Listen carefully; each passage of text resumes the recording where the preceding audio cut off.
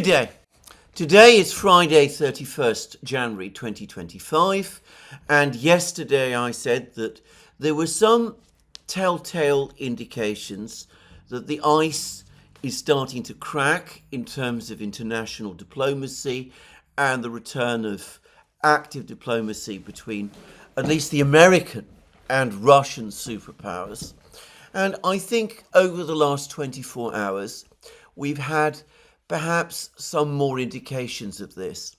The first came in the aftermath of the tragedy in Washington, where, of course, as everyone knows, there was recently a horrifying air crash in which an aircraft collided with a apparently US military helicopter, or at least that's my understanding, and it seems that the entire, all the passengers on the aircraft were killed. Now, this is a terrible tragedy, and I don't want to talk about this in a political sense, but there were Russians on board the plane, including people who were apparently former world figure skating champions who'd come to live in the United States and who were training other figure skaters there. These remained Russian citizens, and by universal agreement in Russia, Donald Trump's comments expressing sympathy to the Russians for the death of these Russian passengers was well made and well received, and has to a great extent mitigated the effect of his rather overblown message on Truth Social of about a week ago, where he was threatening the Russians with sanctions and taxes and tariffs if they didn't do as he wanted on the issue of the conflict in Ukraine. Now, some people interpreted certain comments that Donald Trump made as saying that there might have been a discussion between him and Putin, though the crash itself was not a topic of that discussion. Well, in the hours that followed, the Kremlin issued statements to the effect that there's in fact been no conversation still between Donald Trump and Vladimir Putin, but the Russians have been receiving full information from the American authorities about the crash. It's been relayed to them through the Russian embassy in Washington, and that the Russians are grateful for the information provided and for the cooperation. I will say I was watching President Trump as he made his comments, and it struck me that he looked upset and tired, as you would expect him to be in the aftermath of such a tragedy. And frankly, I thought that people were reading too much into his words. They went far beyond what he was actually saying. My understanding is that even as of now, there has still been no direct contact at a high level between America and Russia on any of the big, serious political and geopolitical and geostrategic issues. That dialogue may come, but it has not yet begun. Now, one person who has been talking an awful lot is the US Secretary of State, Marco Rubio, and he has given an enormous interview to Megan Ryan, which you can find the full text of on the State Department website. And I mean, it must have gone on for well over an hour, given the amount of discussion, the amount of things that Rubio said. But one of the things that struck me, and I'm not going to go into the details of this interview, is again that Russian relations with Russia and the conflict in Ukraine were not being given any very great priority. Rubio spoke at extraordinary length about China. He accepted that China was a great power with a great economy, that China was a country with clear strategic interests. But he did clearly see China as an adversary and as a rival of the United States. And it was clear to me that it was China, far more than Russia, that Rubio had on his mind. And of course, he talked about that. He talked about Latin America. He talked about the situation in the Middle East. He talked about many, many things about NATO. But he didn't say very much about the conflict in Ukraine, though what he did say was of some interest. Now, I'm not going to discuss Rubio's comments about China in this program, because I'm going to, again, for this purpose of this program, once again focus on US-Russian relations and the conflict in Ukraine. But I'm going to say that, for me, the single most interesting comments that Rubio made over the course of the interview were of a general nature and came right at the beginning. Anyway, he was basically asked what is meant by America First, and what it was that what made the policy, the foreign policy of the United States under Donald Trump different from the foreign policy of the United States as it has been practiced over the last few decades. And he said this: the way the world has always worked is that the Chinese will do what's in the best interests of China. The Russians will do what's in the best interests of Russia. The Chileans are going to do what's in the best interest of Chile. And the United States needs to do what's in the best interests of the United States. Where our interests align, that's where you have partnerships and alliances. Where our differences are not aligned, that is where the job of diplomacy is to prevent conflict while still furthering our national interests and understanding they're going to further theirs. And that's been lost. And I think that was lost at the end of the Cold War because we were the only power in the world. And so we assumed this responsibility of sort of becoming the global government in many cases, trying to solve every problem. And there are terrible things happening in the world. There are. And then there are things that are terrible that impact our national interest directly, and we need to prioritize those again. So it's not normal for the world to simply have a unipolar power. That was an anomaly. It was a product of the end of the Cold War, but eventually you were going to reach back to a point where you had a multipolar world, multi-great powers in different parts of the planet. We face that now with China and to some extent Russia, and then you have rogue states like Iran and North Korea you have to deal with. Now that comment almost sounds like the requiem for the new unipolar moment. It is the end, it is the formal end, if you like, of the foreign policy of globalization pursued by American governments after 1991. It is the abandonment of the neocon dream, where the United States is the exceptional country that sees further and knows best and takes it upon itself to try to shape the entire world according to its ideas and, by the way, interests. Here we have the US Secretary of State, Marco Rubio, who has, by the way, in the past run along with the neocons on many things, In fact, he's been widely seen as a neocon himself. Anyway, here we have the Secretary of State, Marco Rubio, stating quite straightforwardly, the unipolar moment has ended. It was an anomaly. We are back in a world of great powers. Great powers pursue their own self-interests.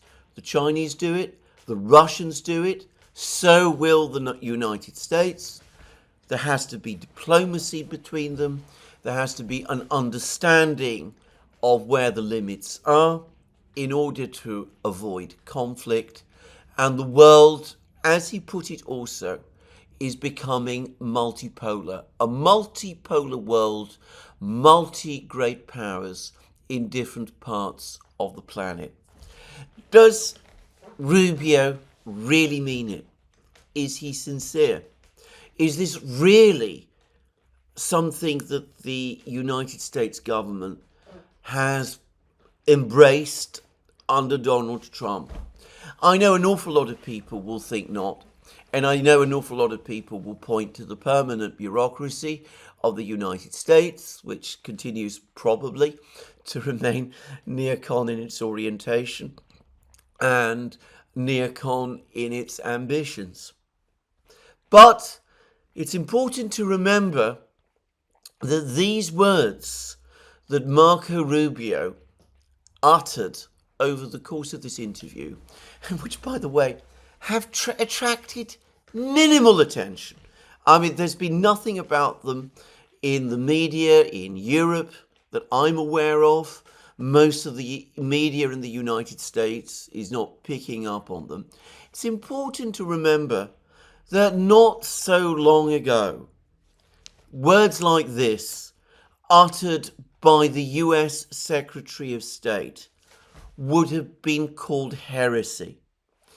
Back in 2007, as we all know, Vladimir Putin made a famous speech at the Munich Security Conference.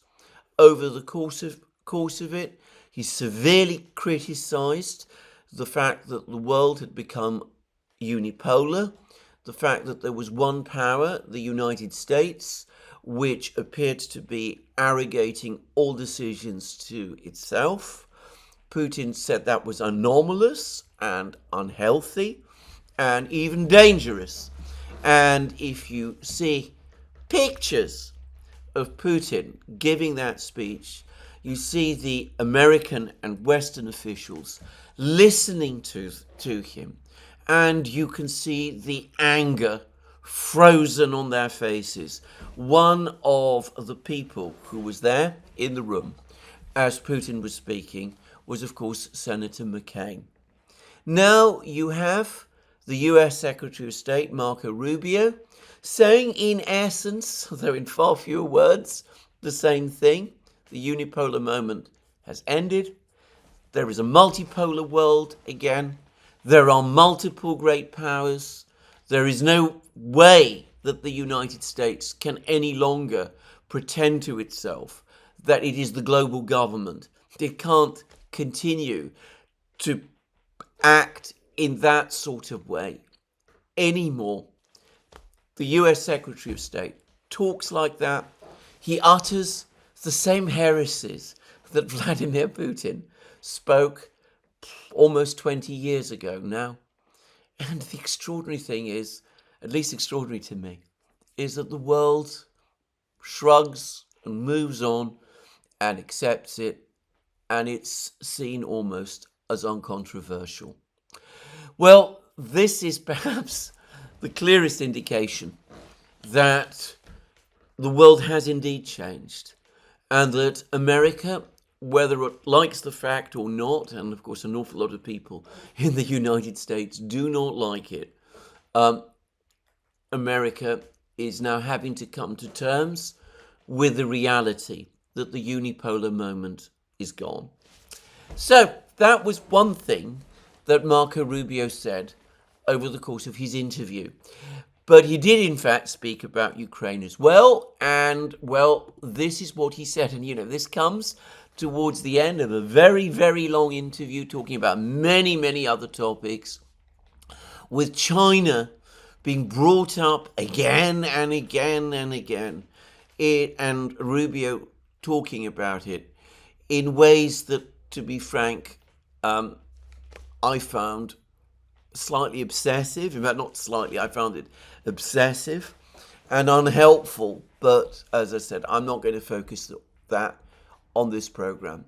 Anyway, Rubio was asked about Ukraine, and he went on to say this. It happens to be the reality on the ground. Notice the word reality. Already an alarm bell for the neocons who rarely talk in terms of reality. First, let me say this. We think what Putin did was terrible, invading a country, the atrocities he's committed. He did horrible things.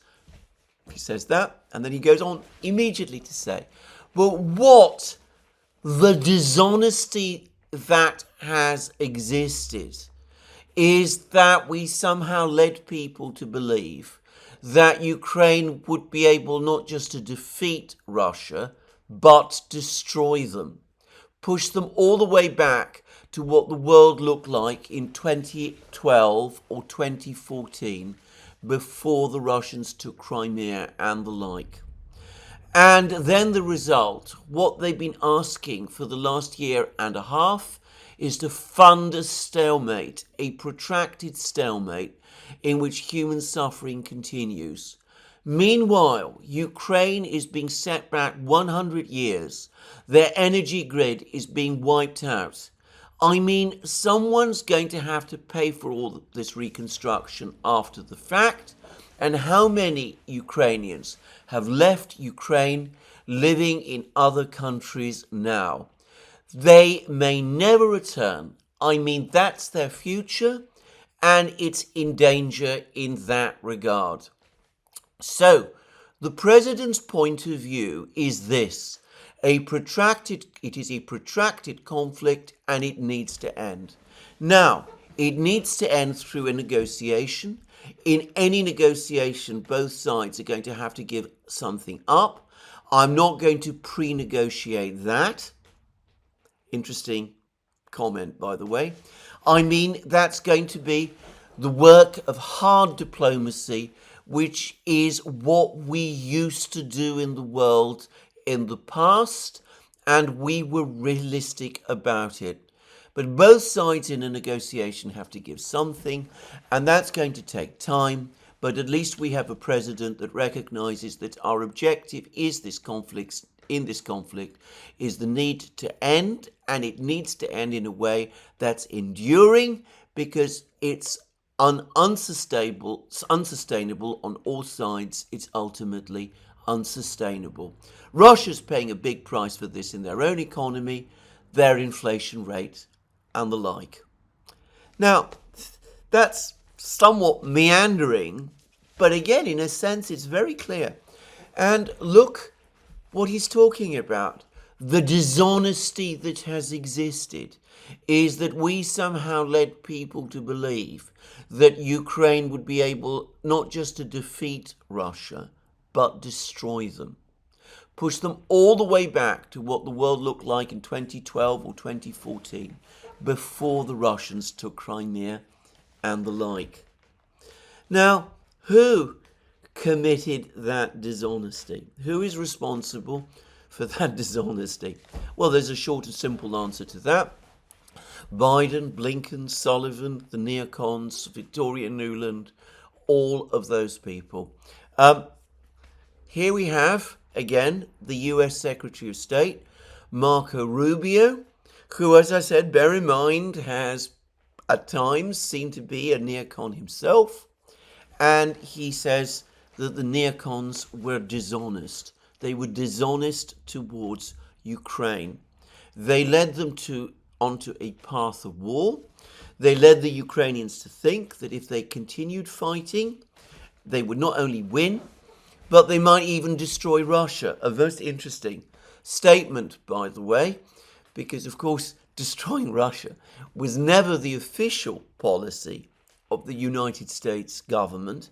though we had all kinds of statements, all kinds of comments from all sorts of people who were close to the administration and some of the US administration's closest European allies, who made perfectly clear that the destruction of Russia, if it were to happen, if it were to be a byproduct of Russia's defeat in the war, that the destruction of Russia would be a welcome outcome, and in fact, the desired outcome of the war. And certainly the Ukrainians, Zelensky included, have spoken like that.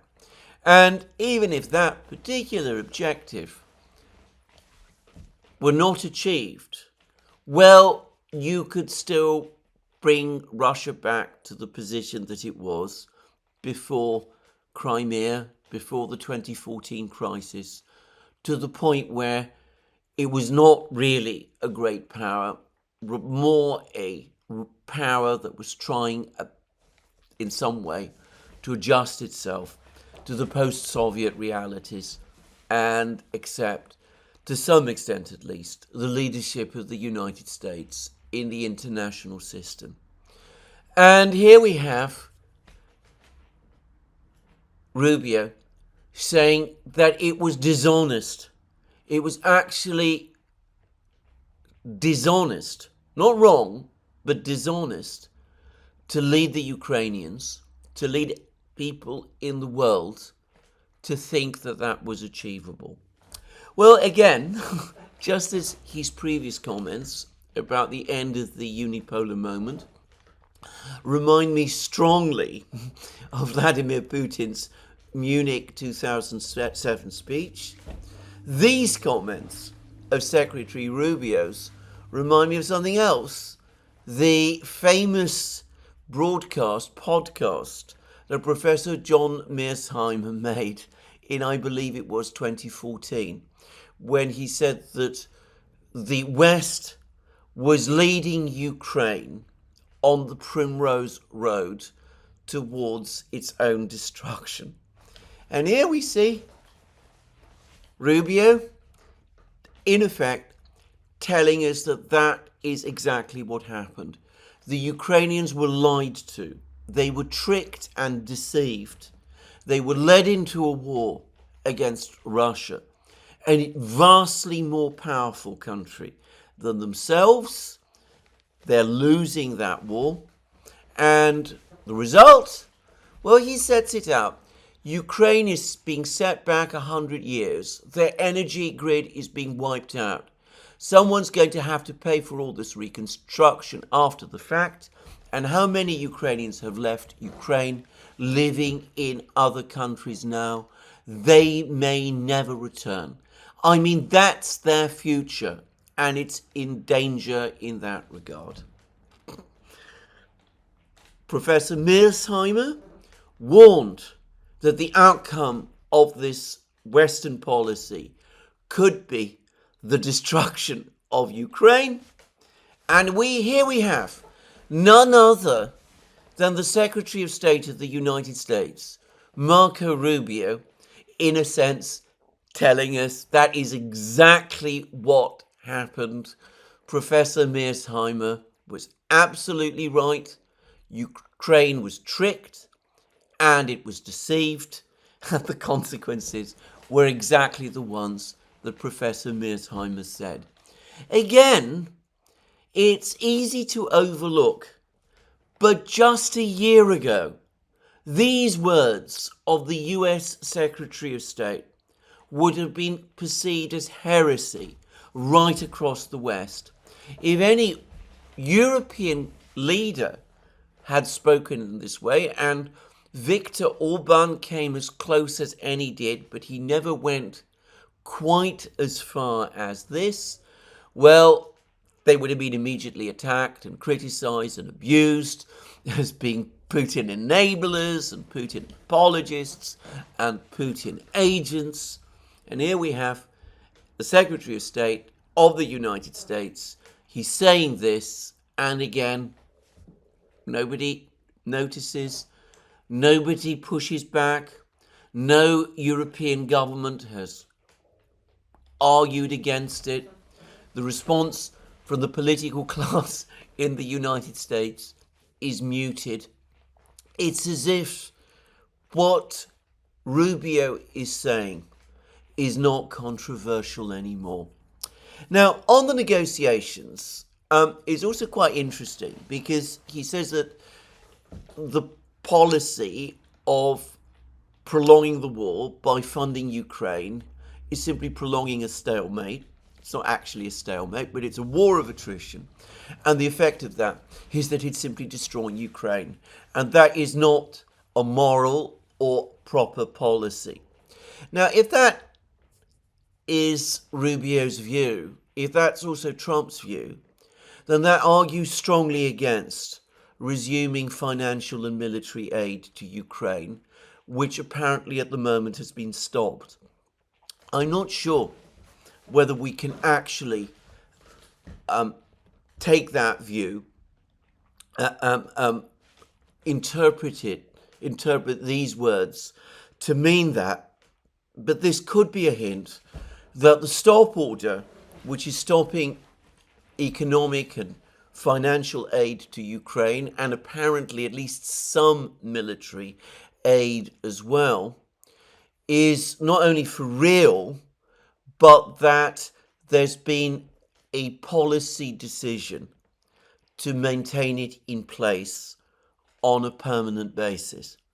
So that's possible. I mean, I don't want to insist on this, but you could interpret those words, Rubio's words, in that way. In fact, I would argue it is the most natural interpretation of Rubio's words. But Rubio accepts that he wants to see a negotiated outcome of the war. He's not talking here about 100 days. He's not talking here about an easy and quick outcome to negotiations. He says that that's got to be the work of hard diplomacy, which is what we used to do in the world in the past, and we were realistic about it. So there's going to be a long, tough negotiation. The United States is going to try to facilitate it. Each side, however, must come to that negotiation in good faith. They must prepare in advance for the fact that they have to make concessions.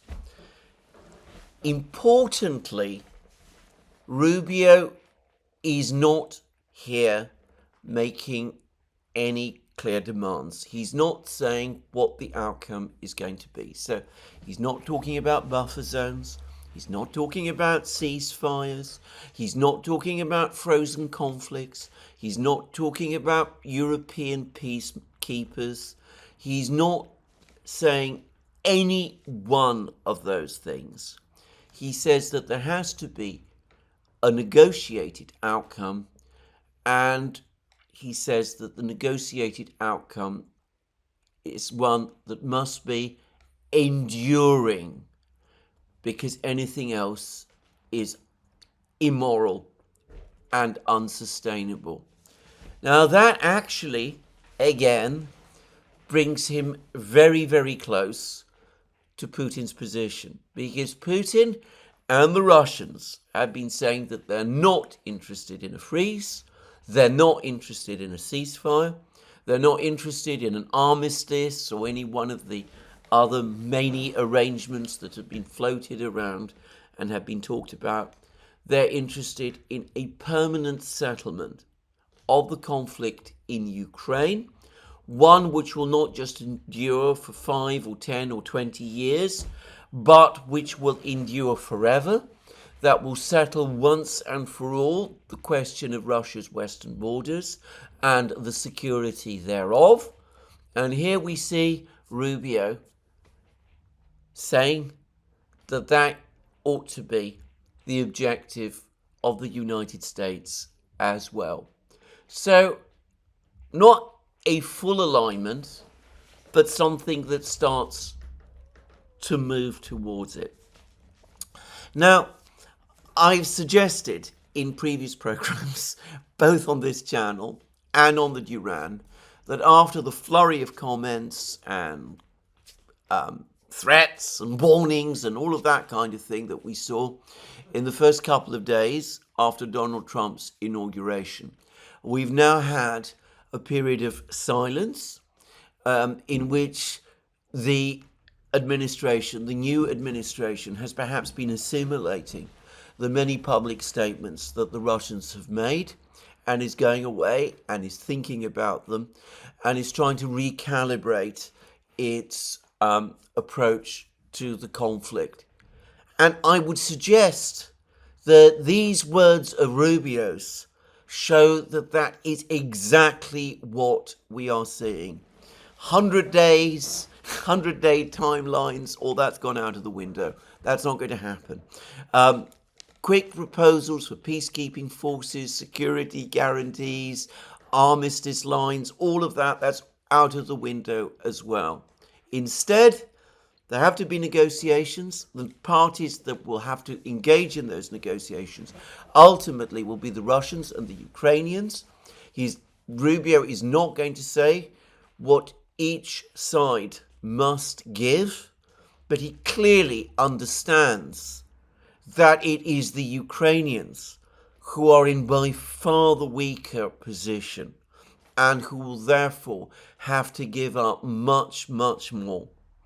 The US objective is to achieve a permanent peace, and Rubio accepts that this may be a long, hard diplomatic journey, one that could last months, it might even last years, and which quite plausibly will continue even after the war has ended in a Ukrainian defeat, as the Americans and the Russians discuss with each other the security situation in Europe. So I consider this an important interview. It breaks radically from the policies of the past, and the fact that we can't be sure how permanent these comments that Rubio is making really are. Whether in fact before long the pendulum will shift again in the United States and we'll have the Robert Kagan, Victoria Nuland, Madeleine Albright, neocon doctrines of exceptional countries and the United States being an idea rather than a country, and the need for the US to reshape the world and make the world anew and safe for democracy and all of that. We can't be sure that all of that is not coming back.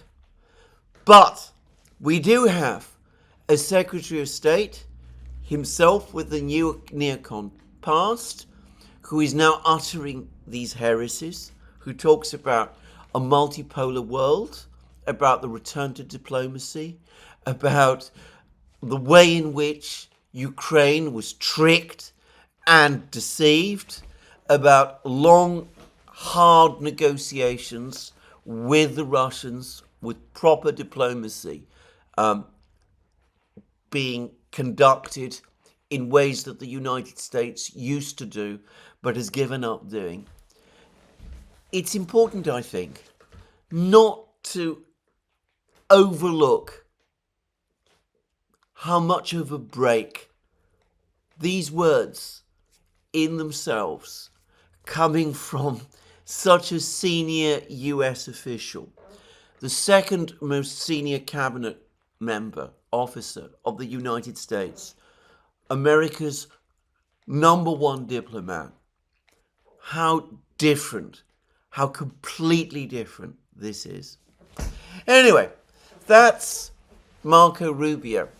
Now, of course, Zelensky himself has again been providing us with information. I'm not sure that he's been speaking very much, but his office has now come out and said that the so-called peace plan that was recently published by Strana and which I discussed at length in a recent program, that this is not a real plan, that it's certainly not been provided to Ukraine by the United States, that Zelensky's office basically had no knowledge of this so-called plan until it appeared.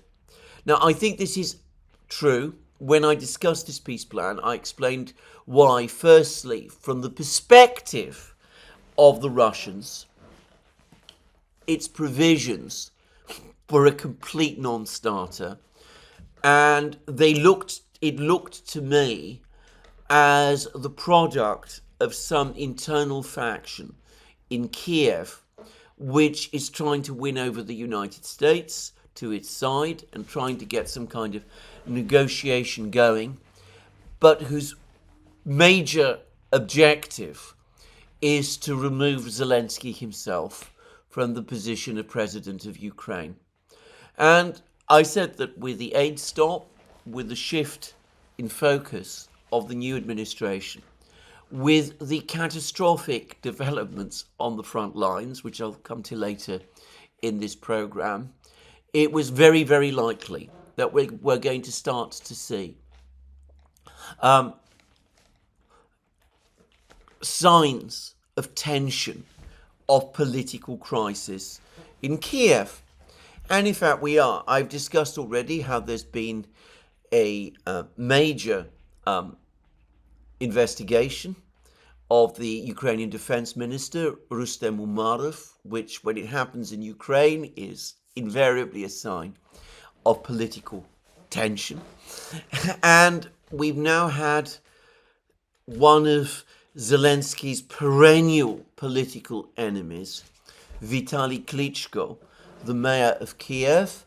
He's coming out again and he's making very harshly critical statements about Zelensky, basically saying that Zelensky is on a power trip and that his various representatives in the city of Kiev are busy trying to execute on that power trip. We haven't heard this kind of public dissent in Ukraine for a certain time now, and finally, again, it's bubbling back again to the surface.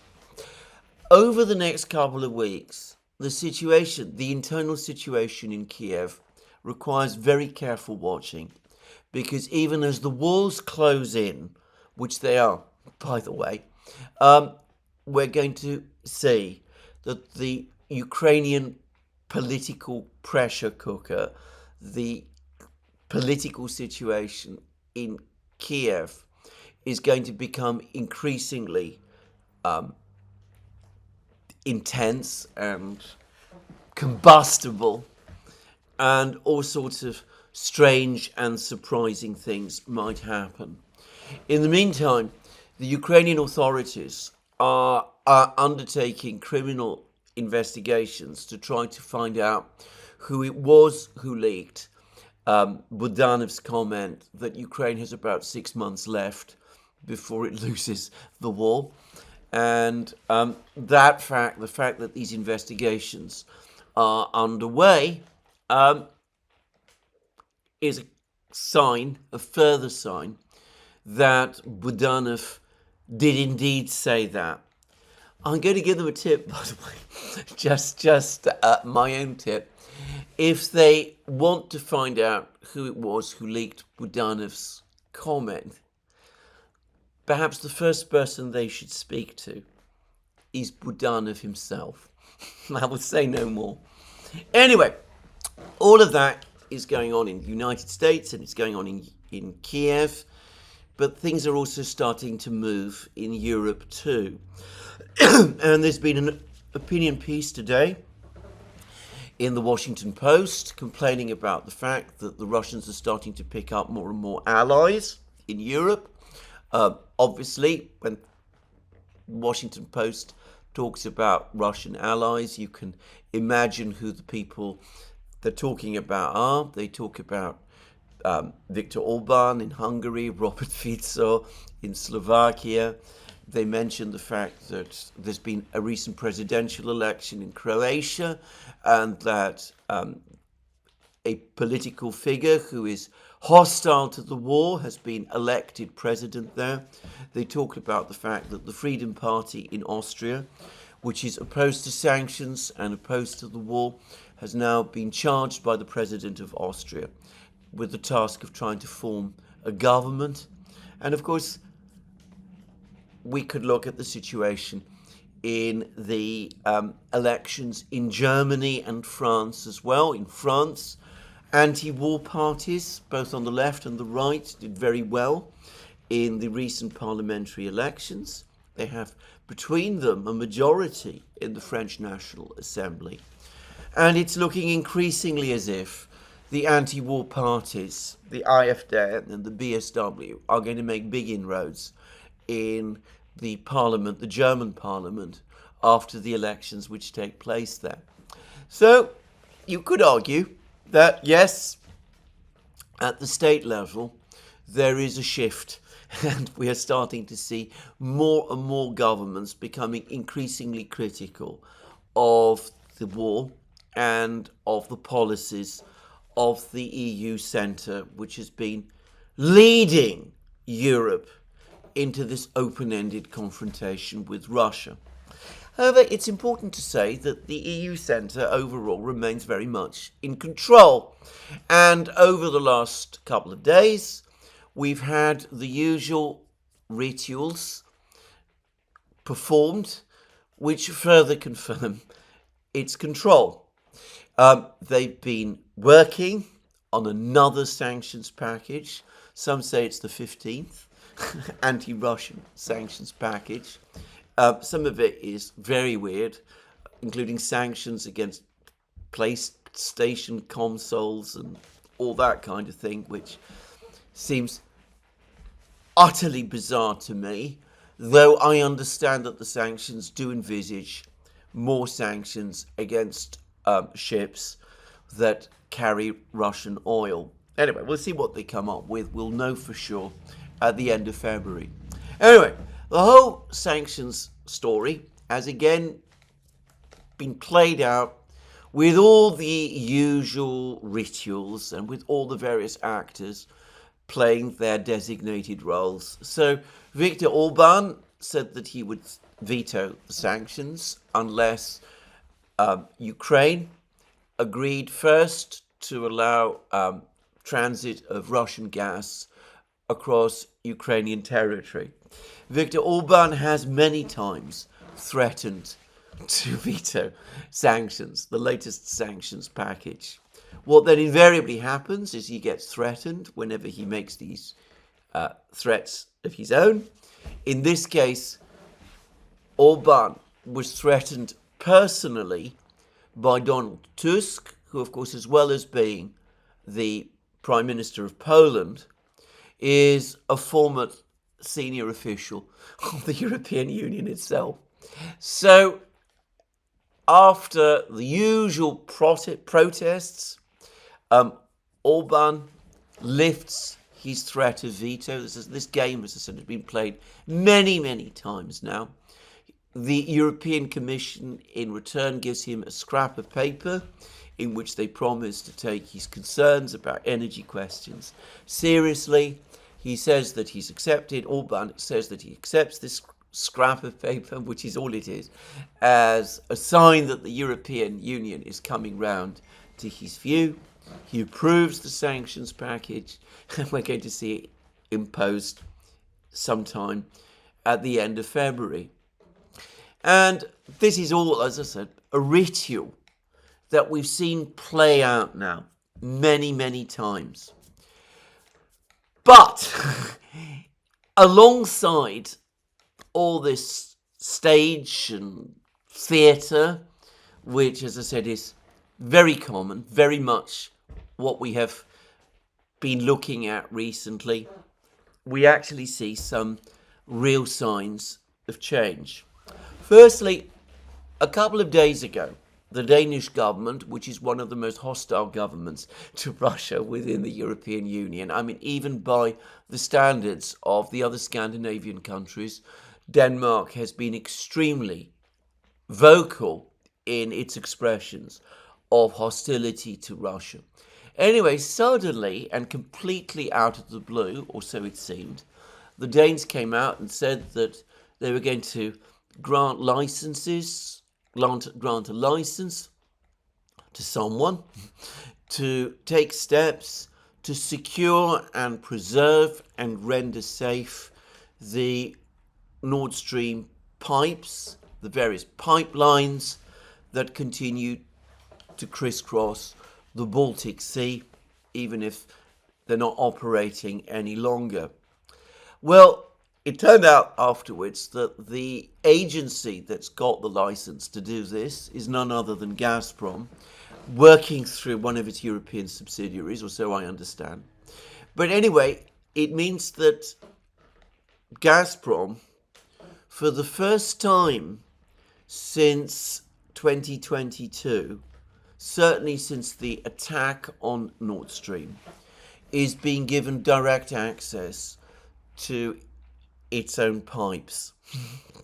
So that will enable Gazprom not only to take the necessary repair action to bring the pipelines to a point when they could be secured and preserved, perhaps for the day when they might be turned on again, and rendered safe, but it will enable Gazprom, I guess, to do a proper survey of the damage. And obviously, some years have now passed, but probably you can still learn quite a lot about how the damage was done, what kind of explosive was used, that sort of thing.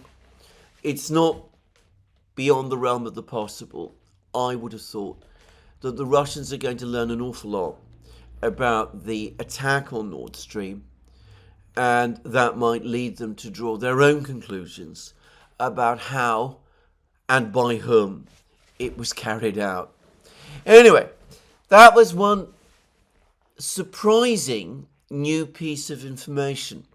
And bear in mind that preserving the pipes, the pipelines, as I said, in theory, opens up the possibility that they could be brought back into a state of repair and be switched back on again.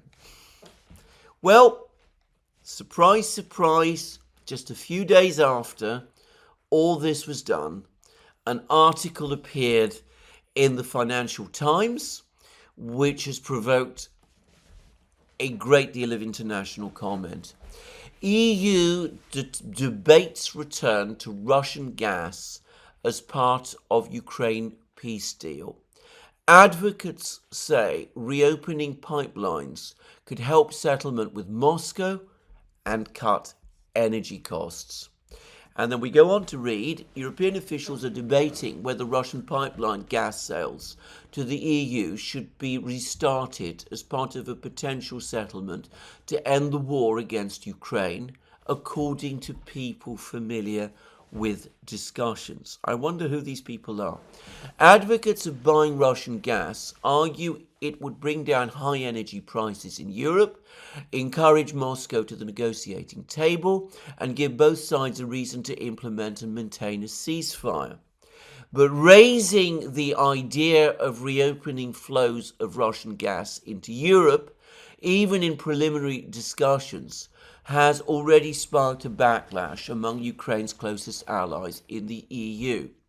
3 of the officials briefed on the talks said the idea had been endorsed by some German and Hungarian officials with support from other capitals that saw it as a way to reduce European energy costs.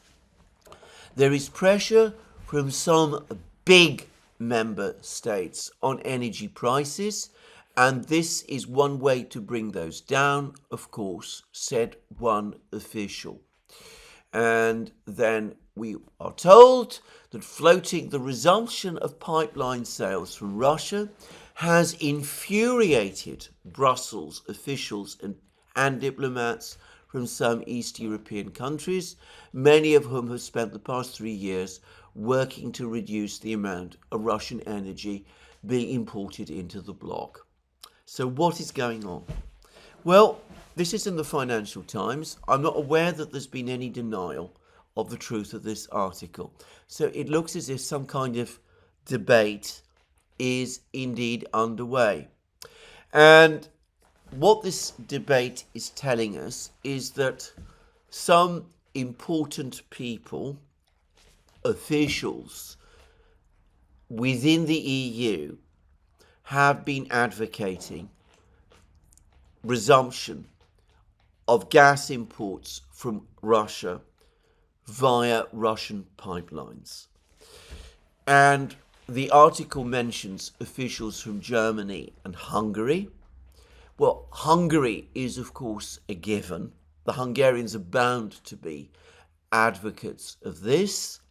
But the key thing is Germany, and it mentions, the article mentions, that this proposal has been supported by some other European capitals, and that this is an idea that is finding favour amongst some of the big member states.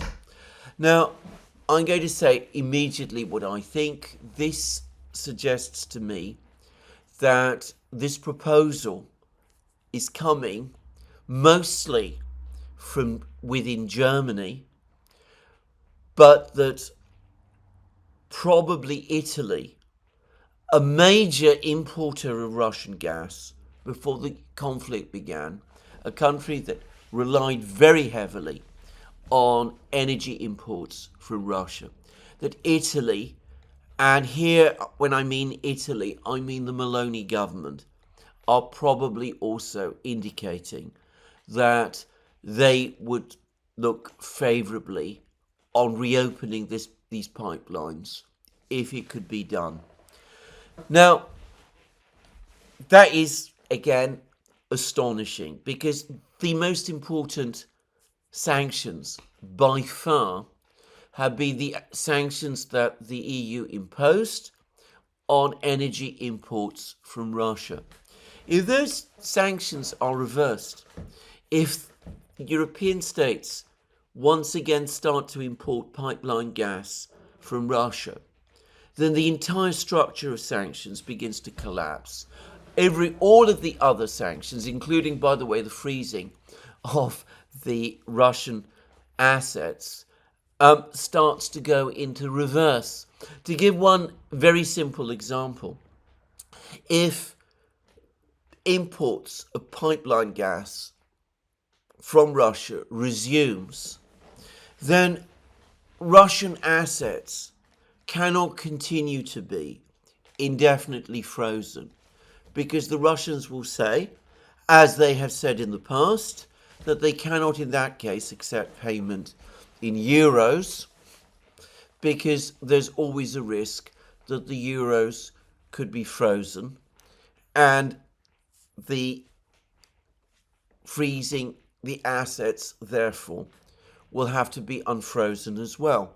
It's highly likely, in fact, it's difficult to see how else it could be done. But logically, if pipeline gas from Russia starts flowing west again, then the decision to cut off Russian banks from SWIFT, and the word is that the latest sanctions seek to cut off still more Russian banks from SWIFT, that is going to have to be reversed as well, because just as you're going to have to pay the Russians in euros, presumably that's what you want to do, you won't want to buy rubles, you're going to have to also transfer those funds to the Russian banking system. And that can only be done if you are in contact with the Russian banking system again, and that means reversing the decisions on SWIFT. So, as I said, if this move is ever made, the whole structure of sanctions, built up so laboriously since 2022 with another sanctions package now nominally agreed, all of it unravels. It comes apart. So, how is this happening? After all, we still have a German government which remains committed to supporting Ukraine. Olaf Scholz is still Chancellor. He was the one who made the decision to suspend Nord Stream 2.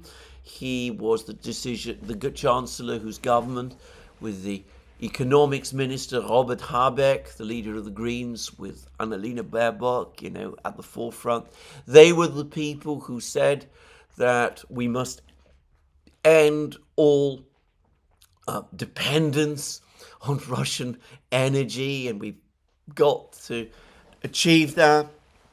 And when it had been achieved, or had appeared to have been achieved, they spoke of their tremendous success and how that was a liberating moment. And then when it turned out that, in fact, the economic policies of this was really very, very bad indeed, well, those same people, Scholz, Habeck, Baerbock, said it's really all Putin's fault. It was he, not they, who cut off the gas. Well, in theory, nominally, they are still in charge. But there is now an election underway in Germany. And I'm going to guess that during the election, the grip of the Scholz-Habeck government on the German national bureaucracy weakens. Because the officials, the permanent officials, many of them are very close to German industry, know that these people, before long, will be gone. And the same is true, I suspect, of some of the bureaucracies in some of the German states as well. The Länder, Mecklenburg and others, Saxony, who have been receiving all of this Russian gas and whose industries have been thriving on the Russian gas. And I'm going to make a guess that this is why we're now seeing some German officials coming out of the woodwork and saying, well, look, this is all proved disastrous. We must rethink this all over again. Now, having worked on the fringe of what you might call the civil service myself in Britain, I'm going to say something else, which is that officials, civil servants, are amongst the most risk-averse people on planet Earth. They're most unlikely to do something which they worry might put in jeopardy their future careers. More likely than not, what they're now doing by coming forward in Germany and speaking out in this way is that they're taking their cue from what they believe and what they have probably been led to believe will be the policy of the new incoming CDU-CSU government that forms after the German parliamentary elections.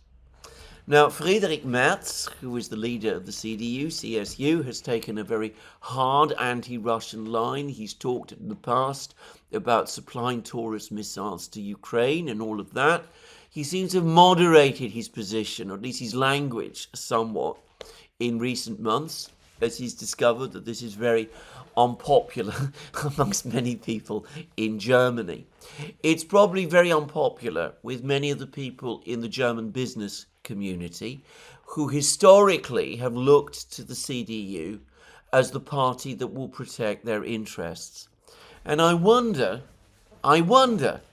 whether behind all the stern and ferocious rhetoric that we've been seeing from Merz, we are getting internal signals that, especially with Donald Trump elected, with US policy shifting gears, the time has come for Germany to start shifting gears also. It can't afford to go on behaving like Don Quixote, tilting all by itself, taking on the Russians all by itself when the Americans are looking to begin negotiations. The economic effects on Germany of the sanctions war have been disastrous, and it could be that people close to Merz, or perhaps other people in the CDU who may be not particularly close to Merz, are going around and saying, look, to their various constituents, their various business constituents, and perhaps to their contacts within the German administration. Look, we understand that this hasn't worked out, that it's all been a terrible mistake. We understand that Scholz and Habeck and Baerbock are crazy people who did crazy things. We can't speak out too openly now, but you can trust us. We're going to change direction. We want to get the pipeline gas coming to Germany again, because we now understand how important for Germany it really was. And could it be that some of these people have been in quiet contact with the Danes, and it is they who have been suggesting that steps should be taken to make sure that the Nord Stream pipelines are preserved as intact as they currently are, so that at some point they can be switched back on again? Well, I don't know, and it's important to stress that whoever these people are, they're clearly not in the ascendancy. For the moment, the EU Centre, Ursula von der Leyen, all of those people, they continue to want confrontation with Russia. They've just orchestrated another sanctions package.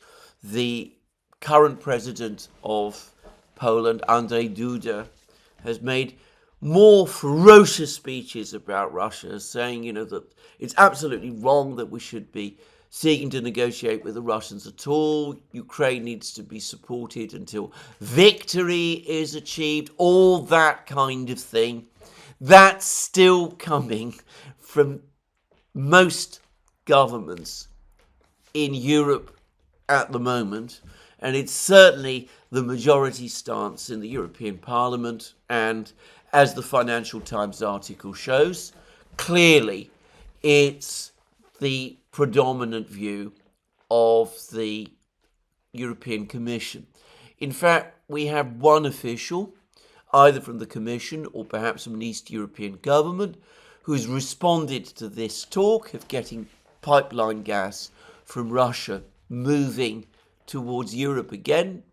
He's responded by saying it's madness. How stupid could we be to even think about that as an option? So what this person's options are in order to address the energy situation in Europe, well, of course, we're not told.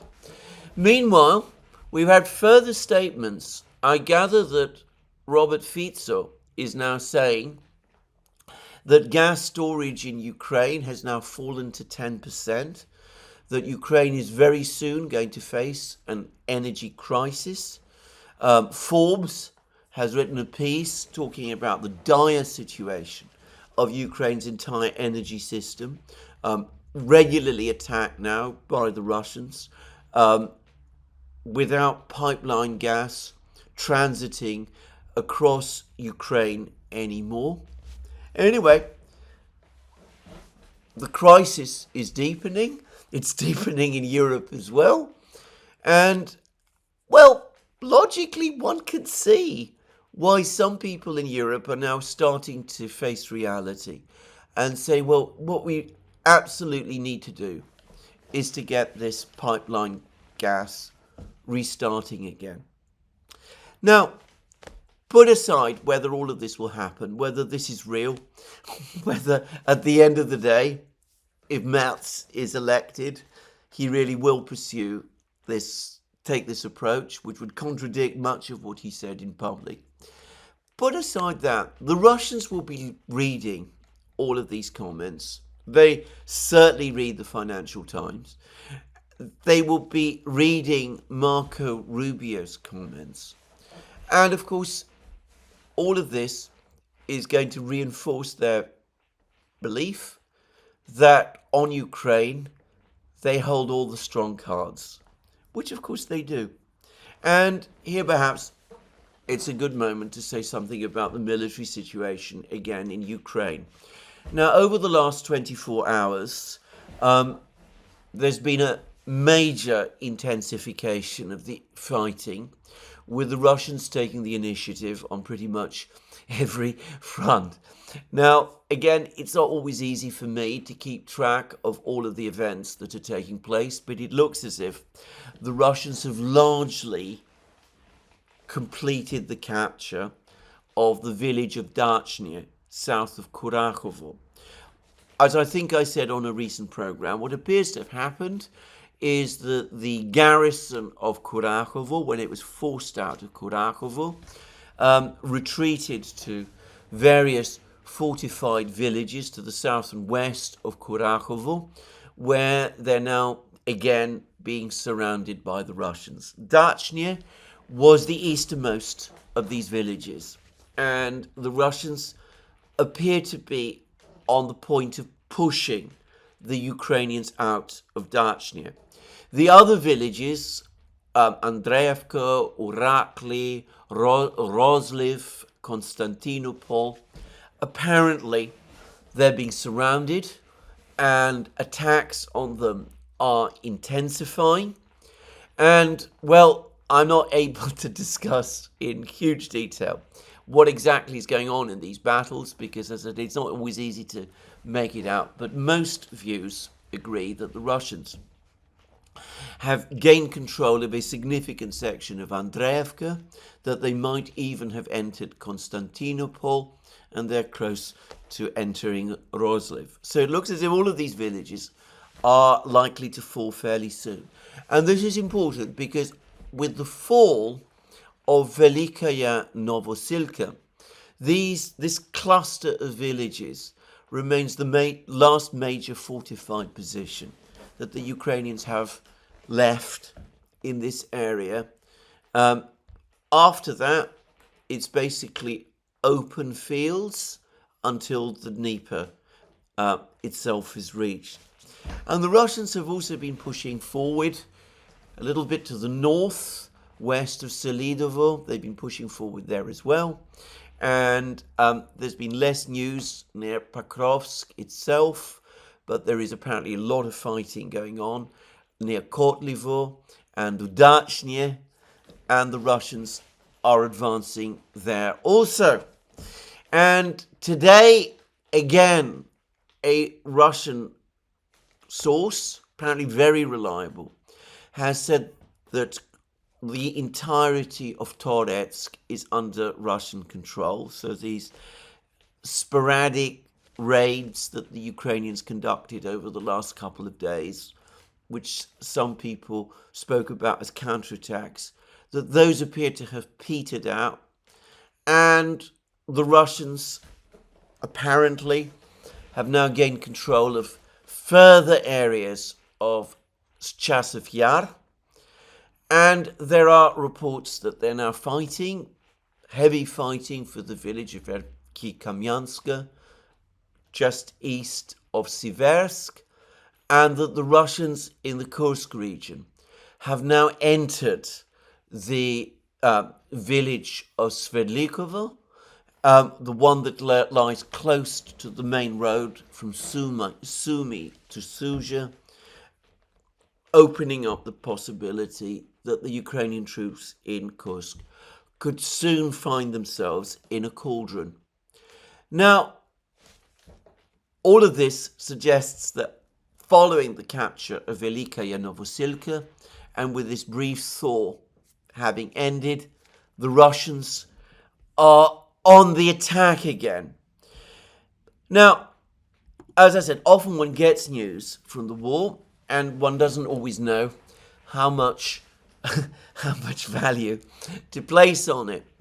But yesterday, the Russian Defense Ministry published a most interesting statement, and I'm going to read it out in full, because it suggests that the Russians believe that the war, the military side of the war, is coming close to an end, and that the Ukrainian army is in the throes of early collapse. This is what the Russian Defense Ministry said, and they said this yesterday, early in the morning, Moscow time. In the past 6 months, monthly medical and irrecoverable losses of Ukrainian manpower have been consistently reaching about 50,000 troops and more. And they said that in January 2025, 51,960 troops. December 2024, 48,470 troops. November 2024, 60,805 troops. Now, I cannot verify these figures, and the second article that I discussed yesterday, discussing how the military balance in Europe has now shifted decisively in Russia's favor, takes the view that neither side is reporting either its own casualties or the other side's casualties at all accurately. And the author of that article thought that the loss rate is about 1-to-1. I don't know. I think more likely it is indeed the Ukrainians who are suffering much heavier losses. I'm not going to pretend, however, that I know this for a fact, but anyway, suffice to say that the Ukrainians themselves are admitting every day now that their brigades are desperately short of men, and that they're not being replaced in a timely way with additional reinforcements. And the Russian Defense Ministry goes on to say this: the number of recruits reaching Ukrainian military training centers, even considering the more active mobilization efforts all over Ukraine by enlistment officers, has rarely exceeded 30,000 per month over the past 6 months. Without proper training, these recruits are sent to the line of contact, which results in decreasing Ukrainian military total strength. According to official data, up to 100,000 Ukrainian troops have gone absent without leave or have fled. Legislative changes prepared by the Kiev regime under pressure from Western countries to lower the mobilization age from 25 to 18 are the only way for Zelensky to delay the cascading collapse of the front in Donbass for a few more months. Now, the most important words in this Russian Defense Ministry statement are the last ones. They're saying, yes, Zelensky is indeed looking for ways to start recruiting, mobilizing young men between the ages of 18 and 25. But Ukraine's overall position is now so critical that even if this happens, it will only delay the cascading collapse of the front in Donbass for a few more months. How many months? I'm not going to try and speculate. The Russian Defense Ministry doesn't say. This is, so far as I know, the first time that the Russian Defense Ministry has spoken about a cascading collapse of the front in Donbass at any point in the war. I said in a recent program that the Russians are sniffing victory this year in Ukraine. This statement by the Russian Defense Ministry makes it official. The Russian military sense that their opponent is not just weakening, but is weakening to critical levels, and though they can try to staunch the wounds for a little by this extra recruitment, it will only buy them a few months. And by the way, today, as it happens, there's a long article in The Guardian by my old friend Luke Harding. I'm speaking ironically, of course. I don't know him at all, actually. But by Luke Harding, long-term veteran journalist of The Guardian, somebody who has never ever hesitated to take an anti-Russian position, or at least an anti-Putin position, on every topic under the sun. He was an enthusiastic promoter of the Russiagate theory, for example, just saying. Anyway, he has written a long piece today in The Guardian, I'm not going to read it, in which he admits that morale in the Ukrainian army is at rock bottom, and that more and more men are deserting, that they're giving up because they can't really see the point of fighting anymore, and they're exhausted and demoralized and disillusioned with their own command, and they're just giving up in droves. So one can understand why the Russian Defense Ministry sees this. And of course, the Russian Defense Ministry, the Russian General Staff, when they sense that the other side is weakening, they're sensing it on the basis of what they feel, what the individual Russian soldiers are reporting to them from the front line of the battle. Now, by contrast, the Russians themselves continue to get stronger. Dmitry Medvedev, the deputy chair of the Security Council, has said that Russia fully fulfilled its recruitment program for the military in January. Just saying. So they're continuing to get all of the replacements that they need. Ukraine is not, and it is weakening. Now, that brings me back to Marco Rubio's comments. Because, of course, he talks about long, tough negotiations. He still talks about stalemate and how all that the United States has been doing by continuing to fund Ukraine is to fund a stalemate, an attrition war, which is destroying Ukraine. That has been true up to now. But I don't think it's been true for many months. Let's go back to what Budanov said a few days ago about how Ukraine has about 6 months left. It's easy to overlook the fact, but I discussed recently in a recent program how we learnt from an article in the Washington Post that there was a top-level meeting of security people, defense people in Washington. In April, Ukrainian intelligence, including Budanov himself, presumably, attended. And the Ukrainians already were reporting then that the war, in fact, was lost, that if things continued as they were going, Ukraine would eventually collapse. And at that meeting in Washington, the further decision was made to rule out negotiations with Russia and to press ahead instead with asymmetrical responses, attacks inside Russia, drone attacks, about which we're seeing so much, the incursion in Kursk, presumably any and all of those things.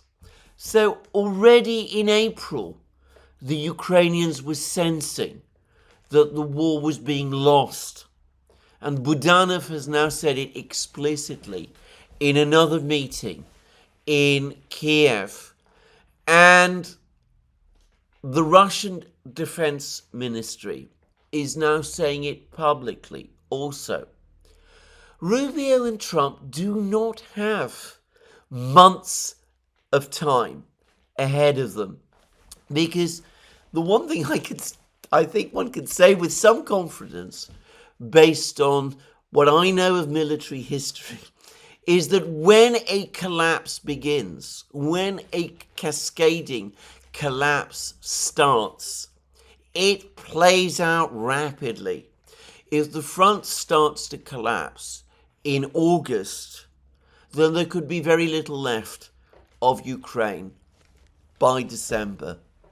So, Rubio has spoken realistically and intelligently, and it is gratifying to see such a senior official doing so. But he's got to understand that if he wants to preserve any part of Ukraine, there is limited time left. He needs to call Lavrov now. Well, this is the end of my program for today. We will see whether Rubio does that. We'll see what happens over the next couple of days. But anyway, this has been an important 24 hours, and we'll see what follows. Let me remind you again that you can find all our programs on our various platforms, Locals, Rumble and X. You can support our work via Patreon and Subscribestar and by going to our shop. Links under this video. Last but not least, if you've liked this program, please remember to tick the like button and to check your subscription to this channel. That's me for today. More from me soon. Have a very good day.